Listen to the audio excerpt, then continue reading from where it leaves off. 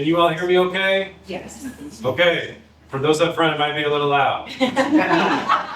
I invite, if I know we were initially maybe thinking a circle, it might be too loud and disruptive to do a circle, but I do invite those who are just like need a little somatic movement in their listening. You can get up, you can move to the edge, maybe bring your chair to the edge so you have a little more space, because just know it's an option. So this is your chance if you want to get up and do that. Feel free to do that like while I'm reading too, but listen to your body is what I'm saying. Raise your hand if you went on the walk this morning. It's still in the morning. Awesome.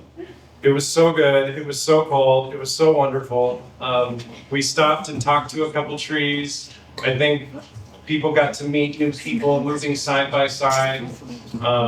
We got to see a really cool, just calming, beautiful sky. We stopped at the transit station, and that was just in a 30-minute walk around this space. I think one of the things that I always love, I cannot just do a walking Camino event without movement.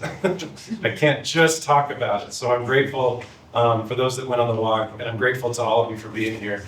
I call myself a multidisciplinary artist, he, his. I'm gay, queer. I do a lot of creative work around unhurried movement. Movement for mental health, movement for human connection, movement for planet connection, movement for civic action and mobility justice. What we're going to lean into here is me just reading a few snippets from my book. It's creative nonfiction. It's full of stories, artwork, and practices. It's really going to be I hope this is just a calming experience of just listening. That's what I'm hoping for. I love that we were set up with some sound and our eyes closed. So I kind of imagine this as just a really try as you're listening to these stories and these invitations to stay in your body as much as possible. You don't have to overthink or memorize or catch every detail. Try to feel some of the words that are coming through. I'm going to start with the story. I'm going to move into some snippets from different parts of the book. I'm going to read a mobility justice, more like a spoken word poetic piece. I'm going to finish with another story. And then if we have time, there's a little practice, maybe even 5 or 7 minutes, where I'm going to invite all of you to slowly move maybe into space or outside in the junkyard in the negative temps. I also have these little mini art prints on the table here that are going to be prompts for the practice that are gifts to all of you. And there's about 8 different ones. So some of you will have the same and some will be different. But that's kind of what I'm hoping for. Does that sound all right? Did everybody hear that? Okay. The last little note here too is that I'm going to, in between the readings, I might invite us into a deep breath. And then, remind you, Steffi is maybe going to play the singing bowl. I said, if you're feeling things, bang that thing. If you want to play it lightly, great. So hopefully she's not going to but she might, and she's been invited. Freedom. I call this somatic freedom. So maybe you might not be too shocked if it comes out a little hard after something. Because I get a little punchy in my reading sometimes. Just don't be surprised. There's no pressure to bang. But just know, I invite somatic freedom as you're listening. So if you need to get up and sway and stand, if you want to sit on the floor, just make yourself comfortable as you're listening. Okay, let's just start with a deep breath and maybe a little sound to start. So one deep breath, feet on the floor, breathing in deeply through the nose, holding it, and release.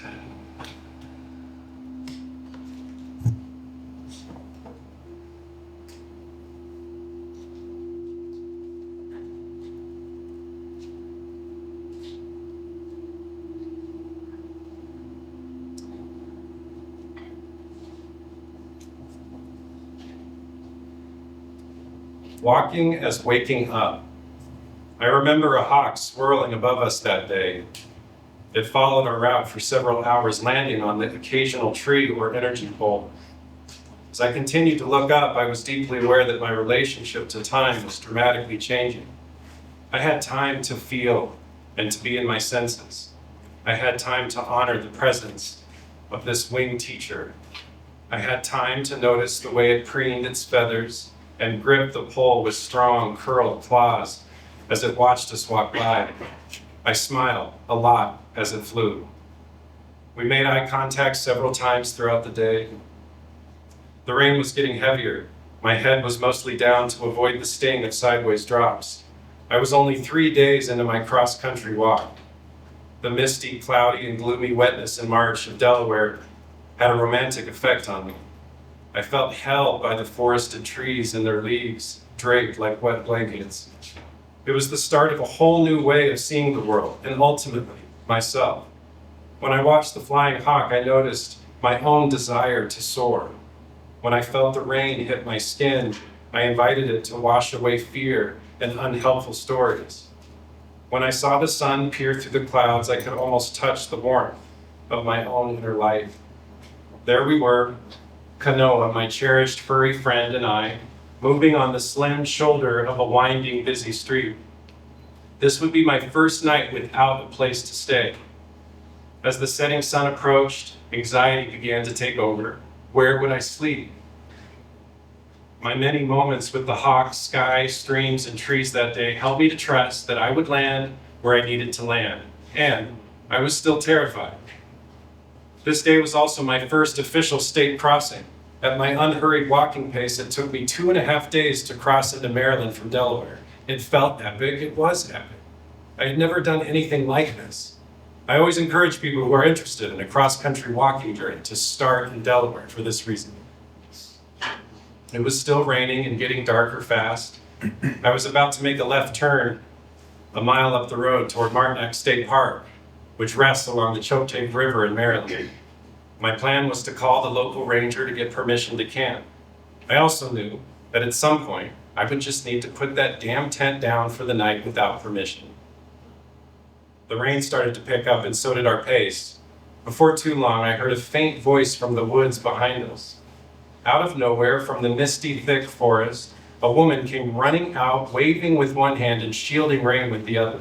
She greeted us. "Hi, I'm Haley. Do you mind if I walk with you for a few minutes?"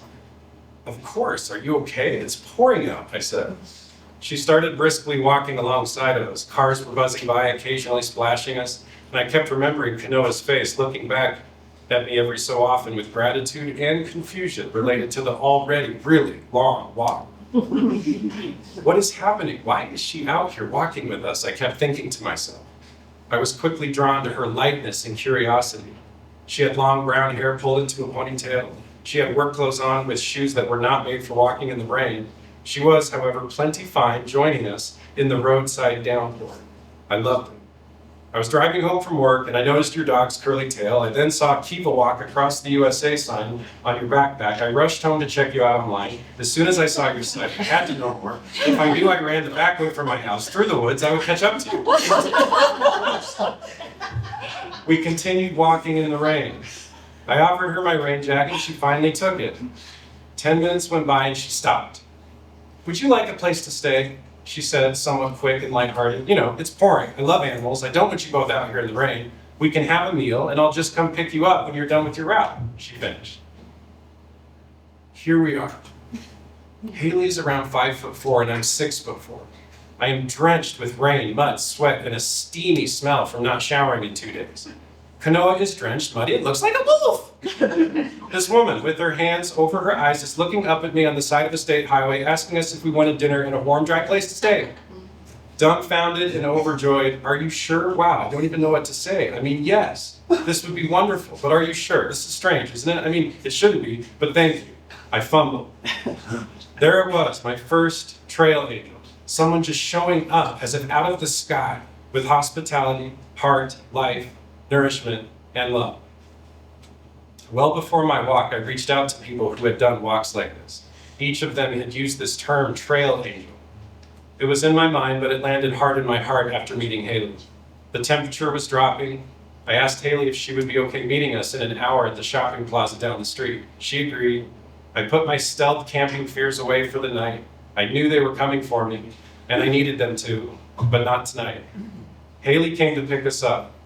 I loved her home. It was colorful and cozy. I walked into her skinny hallway to drop my pack and take off my shoes. She had animal fences, toys, and jungle gyms everywhere. She had 7 cats and a rescue dog. We sat on her couch, ate our food, and right away began exchanging meaningful stories. I remember cherishing her laugh.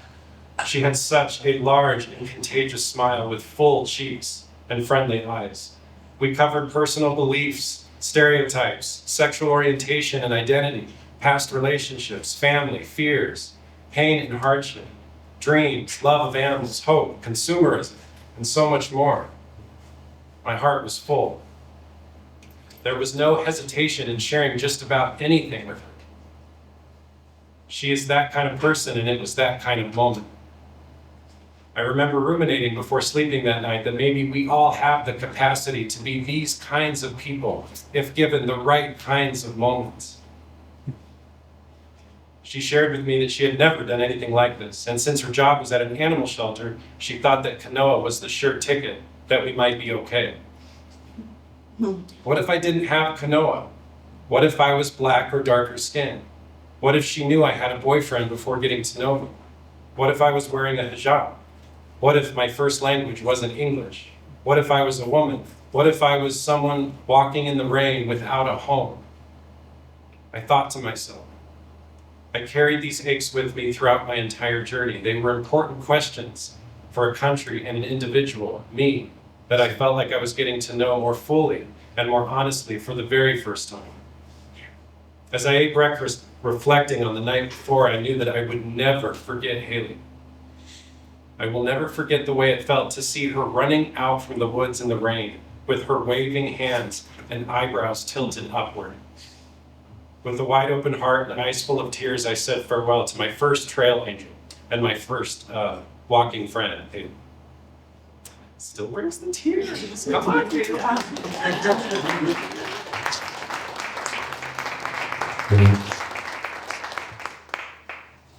Let's take a deep breath. Breathing deeply in through the nose. Slowly out, feet on the ground.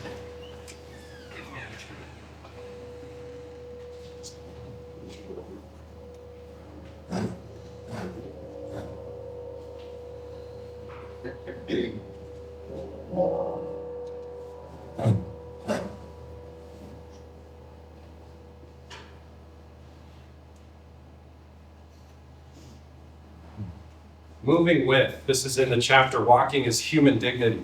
When you and I move alongside one another, we are actively expanding our capacity to coexist. We invite and encourage shared experience and dialogue. It anchors us into a more primal way of being. How often are we examining and evolving around how we learn, lean in, and connect with the unique life experience of another? An unhurried pace that is patient, open, undefended, and humble is a force, especially in this time. Dr. John Francis, a Black man who walked for 22 years in silence for environmental climate justice, who wrote the book Planet Walker, also a hero and friend of mine, wrote the words, "Listen actively to learn. Be prepared to hear something new without judgment, and listen to what you have heard before from the place where you are now. Learning may come from a new understanding of what you already seem to know." I sometimes visualize these long walks as digging down into deeper soil. With each step or roll, if you move on a wheelchair or powered scooter, the shovel breaks up crusty concrete bullshit that helps keep me from being more honest, more alive, and more awake. It rumbles the ground. It invites necessary tension. It has the chance to bring us together around what is raw, painful, wondrous, and possible. Hello, resistance. You terrify me, and I need you. You nurture my wounds and give breath to my truths. You are blazing love for all. Moving my body in an unhurried way is its own form of resistance. As my human frame humbly moves, I have time to process, listen, and tend to my stress, fears, aches, and dreams. This kind of resistance to staying busy, always going fast, working the machine, and suppressing what is real, defies all that wants to separate me from you and the planet. That's from the chapter Walking as Resistance.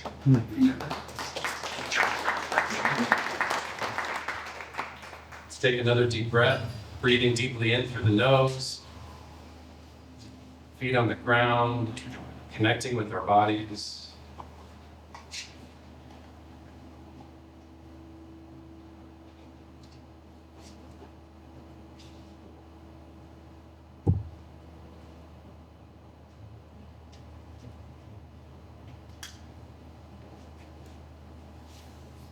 This is from chapter 3, Walking is a Human Right. And so for this one, I specifically invite you to close your eyes. This is a visualization exercise invitation. This is connected to the Pedestrian Dignity Project and some of my work in mobility justice. Drenched and depleted. You are walking or moving in a wheelchair. You are en route to catch the only bus that goes to where your medical appointment is. It runs every hour and sometimes doesn't show up at all. You know the buses in the early morning are more reliable. It rained heavy last night, and street medians, intersections, and paved over watersheds are flooded. You are dodging, skirting around, or having to go right through the water. You get splashed by rushing high-speed traffic. Because of the flooding, you have to go slower than usual. Your back hurts because you didn't sleep well. Your shoulders hurt because it's not good for you to carry all these groceries. Your glasses are fogged up and you can't wipe them. You're angry because you slipped in a can of soup when rolling into the gutter. Your mind is heavy because you are exhausted from the grind. Your heart aches because you never seem to get enough time with loved ones. Shit, you see the bus several blocks ahead. It is 10 minutes early. The no bench, no shelter bus stop is full of people waiting. You see them start to get on. You panic. Maybe you can make it if you take your time. Yelling won't help. You can't wave your hands. You pick up your pace, clench your bags, hold your pain, and try. There it goes. Everyone got on, except you. You worked so hard to arrive early, too. You knew the weather would be bad. You knew you had to be quick at the store. The bus flies right by you, splashing you on the way out. You tried to wave your arms to make a scene and ignite sympathy from the driver. Not today. Not on most days. Cars continue to rush past you. No one sees you. Time turns to heavy mud. You must stand there for the next hour and wait for the next bus, if it comes. No bench, no shelter, drenched, depleted. You could rest in a nearby cafe, but you have to buy something. You can't sit in the patch of thorny grass because it's soaked and would hurt your knees. You also need to use the restroom. Where could you possibly go? Hold it in. You will be shamed and fined if you go in public. Keep it in. Pause for a moment. Take a deep breath. How does this invitation make you feel? Have you ever felt this way related to your transportation experience? Why or why not? How might class, race, health, ability, and time spent in an automobile influence or impact your reflection? So let's do another deep breath all the way in. Slowly out.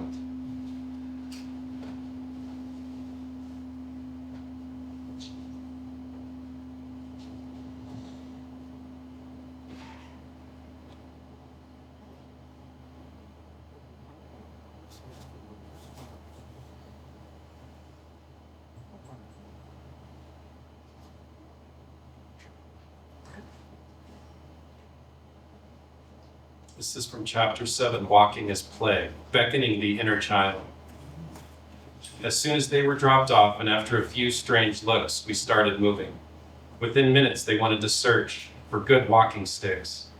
I always had a walking stick with me and they immediately wanted one too. Each of the boys, 1-7 and 1-9, eventually found one that worked for them. Their mom connected to our journey a couple days prior and felt that it would be fun to have her boys join me for a few hours. I always loved meeting and moving with young people in big open spaces. I had several parents, mostly homeschoolers, drop off their kids throughout my long walk. Y'all, it's a thing. They look up the website, they see, okay, he's fine, it'll be a great learning experience. I got shit to do. Drop the kids off. The first time with these boys, I did not get the contact information for the parent. So I'm like, this is going to get crazy after a couple hours.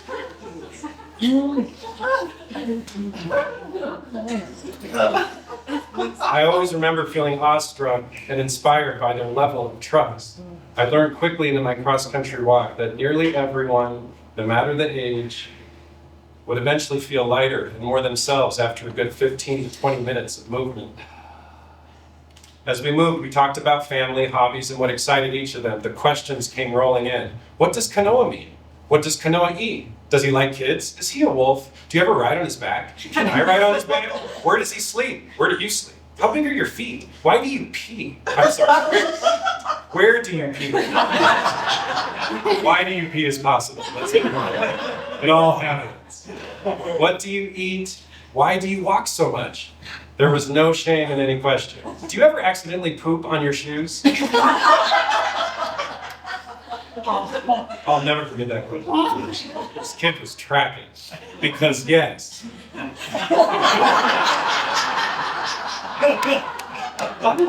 He was tracking. Smart. In less than an hour, we were singing, laughing, and stopping to explore everything that showed up along the road. We were alive. They climbed on hills, I would follow. Their eyes would widen at the sight of slowly moving beetles. So would mine. They examined an old rusty toy that was tossed out of a car window. I was curious with them. They yelled and sang, so I yelled and sang. They pretended their sticks were swords, so I did the same. Play and wonder spilled from their pores. It also started to spill from mine. What could I climb next? What could we explore together? We saw a snake slither away and watched it until we couldn't see it anymore. We stopped to look at flowers and bugs. We threw rocks at nearby fence posts. The first one to hit the post 3 times won. We had colorful and lengthy conversations with the cows and horses we passed along the way. We dug up dirt, took breaks under trees. I learned so much from these two. In just 2 hours, we found a way to connect and play beyond the world of cars, walls, screens, and rigid relationships to time. I was reminded of how dull adulting has become. Ugh. Even as I worked to break free from so many molds on this walk, the 2 boys made it clear just how much I was still missing. There were and are so many opportunities around us to be in constant wonder and play. At the 2-hour mark, the youngest was done. His face started to cave in and the moping began. It was time for Mom to pick them up. Luckily, she came. She found us. We were only on the same state highway, thank God. As she drove away, they held onto their sticks in the back seat while waving out the window, screaming, "Goodbye, Kanoa." Kanoa really was the star.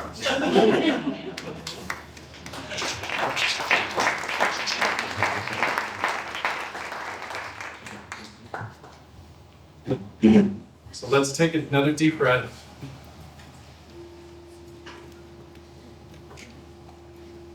All the way in. If you're doing a second deep breath, breathing in compassion and creativity with your in-breath all the way in.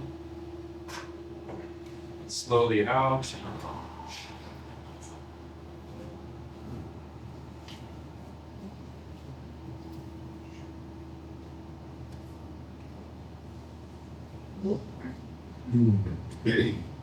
You all will notice that I have in this book all kinds of little illustrations. So this book is creative nonfiction. There's drawings. You'll see some of the artwork out there. I take my sketchbook with me, my little writing pads. I go for days and weeks at a time. It's where I get a lot of my ideas. As we think about this theme of creative wonder, creative mornings, creative capacity, being creative in intense, difficult, heavy political, social unrest, heavy social, political injustice, spaces where we don't feel like we have tools to move with and be with people who support the injustices that we're seeing, family members, people that have confusion around the injustices that we're seeing, people that are terrorized on our streets. I used to work in refugee resettlement in Denver for years. So I'm incredibly close to families that literally don't feel safe walking outside every day because of what's happening with ICE. And it's not new, it's been happening. A lot of us know this, a lot of us are leaning into this it's new for a lot, whatever the story is related to what's impacting us. And I want to go back to the beginning frame here that I was reading from. How are we going into these harder, heavier spaces where we can still have joy and connection, but we're going into the real, raw, hard conversations as well. And I can't stress enough, we all talked about this a little bit on our walk this morning, just how good it is to invite movement and to get creative with art, with writing, play, but specifically for this topic of Camino and path and journey and movement forward. I just, even that in and of itself, bodies moving slowly forward. Bodies moving slowly forward under a big, open, inclusive sky. Bodies moving forward next to trees that de-stress the ecosystems around them, that are unbelievably adaptive and curling and breaking branches when need to. You can see all the benefits of creating opportunities to host and invite family members, colleagues, neighbors, to be in connection and community around the real, the raw, around the joy and the wondrous.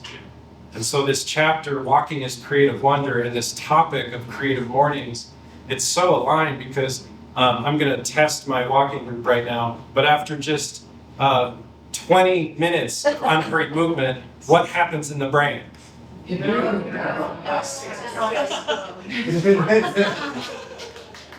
going to invite you to say it again. Everybody just join, now say it with them.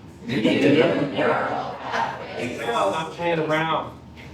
Can we see how the brain, a colleague, peer of mine, Shane O'Mara, I quote him several times in this book. If anybody is a neuroscientist nerd, after 20, 30 minutes, the brain creates new neural pathways, new networks. So we think about complex, difficult, tension-heavy conversations. We can go ahead and do that. We can get creative. We can host events. We can invite our family out for a walk. We can be like, all right, family, we go for a walk. I'm not saying it's that easy, but I told somebody earlier, I like to plant the seed if you're going to invite these heavier conversations so that we can actually connect with each other around the real stuff, the hard stuff, the grieving stuff. Start the movement event with just 20 minutes of movement. Don't get into that stuff right away. Let movement be movement. Why? Because after 20 minutes,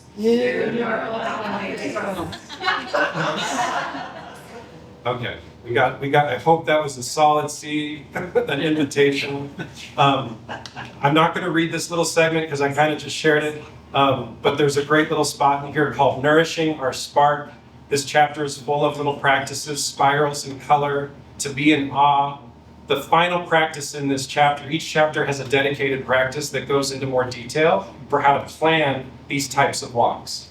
The chapter, Walking as Vulnerability, gives you tools and resources to have a heavy, hard conversation, maybe one-on-one with someone that you do trust or that you're leaning into trust. So there's a lot of tools in here for giving you ideas to host events. This last practice in Walking as Creative Wonder is titled Brave Creativity.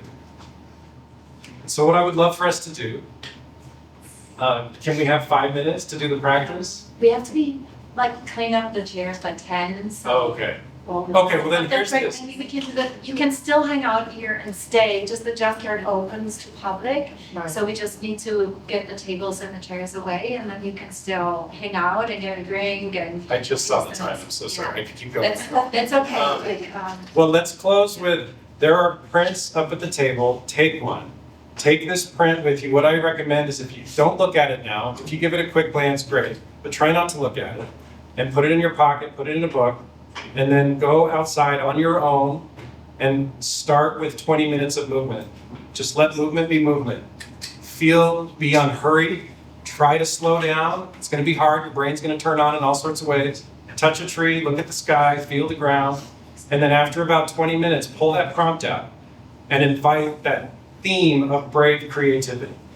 With your art projects, with writing, with these tough conversations, creative dialogue, anything. And really be mindful of what happens in your brain after that 20-minute mark as it inspires creativity. Does that sound good? Yeah. Good, thank you.